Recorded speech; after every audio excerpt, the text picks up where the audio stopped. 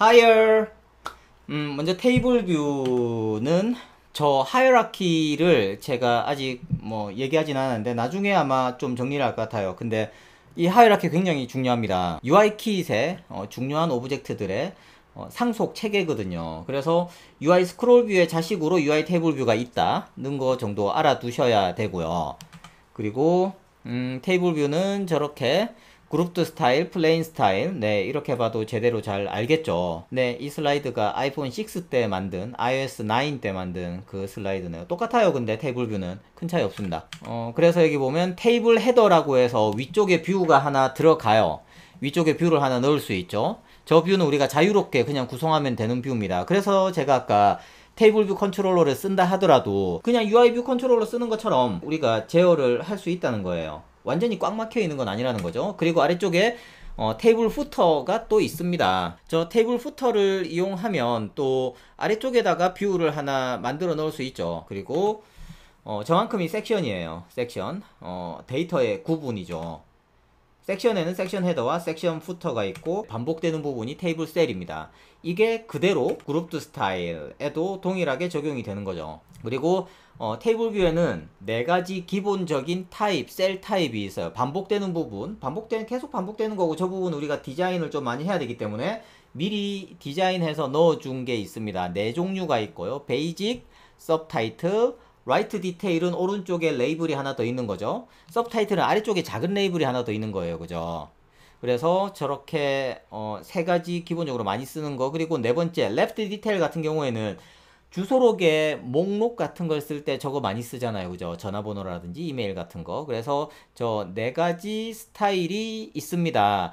저 네 가지 스타일에서 벗어나는 모든 건 커스텀이에요. 여러분들이 직접 커스텀하게 테이블 뷰 셀을 디자인해야 되고 이때 좀 난이도가 올라가는 면이 있습니다. 그래서 테이블 뷰는 UI 스크롤 뷰의 서브 클래스고 세로 방향의 스크롤하고 많은 데이터를 전제로 효율성을 극대화한 그런 뷰 클래스입니다. 그리고 테이블 뷰 셀은 테이블 뷰 안에서 내용을 바꿔서 반복적으로 표시되기 위한 뷰고 이건 재사용성에 초점을 가지고 있어요. 여러 번 나올 거니까 재사용되는 걸 전제로 해서 만들어진다는 거죠. 자, 테이블 뷰 셀의 구성 요소를 보면 제일 바깥쪽에 백그라운드 뷰라는 게 있어요. 저건 배경 그림을 넣을 때, 패턴을 넣을 때, 그럴 때 사용하는 겁니다. 그리고 셀렉티드 백그라운드 뷰가 또 있어요. 이런 거 책에 안 나오잖아요. 그죠? 선택되었을 때 백그라운드 뷰를 따로 미리 넣어 둘 수 있어요. 그래서 선택되었을 때 셀이 어떻게 반전되는가를 볼 수 있고 지금 안으로 자꾸 들어갔지만 사이즈는 똑같아요. 똑같은 크기 전체를 채우고 있는 컨텐트 뷰가 있습니다. 그래서 저 사이즈의 뷰가 3개가 들어갈 수 있는 거예요. 그 컨텐트 뷰 안에 에디팅 컨트롤이 들어갈 영역과 액세서리 뷰가 들어갈 영역 또는 리오더링 컨트롤이 들어갈 영역, 저거 나중에 아마 나올 거예요. 그런 영역들이 준비가 돼 있고 없으면 그냥 그 부분이 줄어들어 버리는 거죠.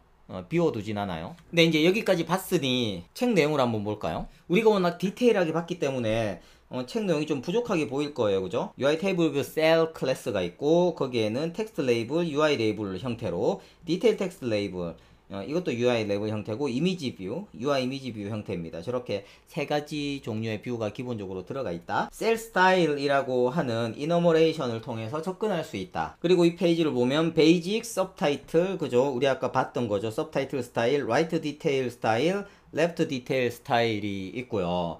각각 뭐 뷰가 어떻게 생겼는지를 보여줍니다. 그죠? 이쪽에 보시면 오른쪽에 맨 오른쪽에 어떻게 생겼는지가 나오죠. 그리고 그 앞쪽에 보면 뭐 설명들이 나오는데요. 다 웬만큼 알만한 내용이고요. 맨 끝에 있는 레프트 디테일만 보면 레프트 사이드에 조그만 이제 블랙 텍스트가 있고 이건 right aligned 오른쪽으로 정렬되어 있는 거 followed by detail label은 small black blue 텍스트고 left aligned 그렇죠. 이 위치를 중심으로 두 개의 레이블이 정렬되어 있는 그런 스타일이 바로 left detail 스타일입니다. 그리고 액세서리 타입이 있는데요. 액세서리 타입은 none이면 아무것도 안 나오겠죠. disclosure indicator를 하면 요 꺽쇠 모양 저게 디스클로저 인디케이터입니다. 저 이름을 잘 모르는 경우가 많은데요. 저 이름은 좀 알아두셔야 됩니다. 그리고 디테일 디스클로저는 요 두 개가 있는 거예요. 인포메이션과 저 디스클로저 인디케이터가 같이 있는 거. 그리고 체크 마크는 선생님들이 이거 체크했어 라고 할 때 그 V자 쪽 좀 찌그러진 V자처럼 저렇게 생긴 거고, 디테일은 이 위에 있는 인포메이션이 그대로 또 나와 있는 거죠. 이거 관련해서 제가 할 말이 굉장히 많아요. 그건 지금 여기에서 하기엔 너무 시간도 길고 약간 내용을 벗어나는 것 같아서 스위프트아이 채널에서 히그 관련해서 이야기를 할 때 그때 좀 충분히 마음 놓고, 어차피 인터페이스 가이드라인에 대한 거고 인터페이스 상징에 대한 이건 애플의 상징 실패에 대한 거거든요. 그래서 그때 좀 자세히 얘기를 나누고요. 이거 의미만 한번 파악해 보겠습니다. 여러분들은 개발자로서 코딩을 하는 사람으로서 알아야 되는 내용들이 있거든요. 이건 누르면 다음에 나올 뷰가 있다라는 뜻이에요. 이건 뷰의 내비게이션 계층에 따라서 목록이 있고 눌렀을 때 디테일한 뷰가 나오는 이런 거예요. 근데 여기는 인포메이션 있죠. 인포메이션은 디테일, 누르면 나올 뷰가 있는데 얘는 버튼이잖아요. 그죠? 버튼이에요. 버튼. 이걸 눌러야 돼요. 이걸 정확하게 누르면 다른 어떤 정보가 나오는데 그 정보는 네가 누른 항목의 메타데이터야. 메타데이터라고 하면 그 내용에 대한 자세한 정보라기보다 그 내용이 만들어진 어떤 정보들, 뭐 만들어진 날짜라든지 뭐 누가 만들었는지 뭐 이런 것들, 그런 식의 메타데이터가 나오는 게 바로 요겁니다. 근데 이것도 사람들이 잘 모르고 제대로 안 쓰고 있어요. 물론 잘 쓰고 계신 분들도 많은데 이해를 잘 못했나?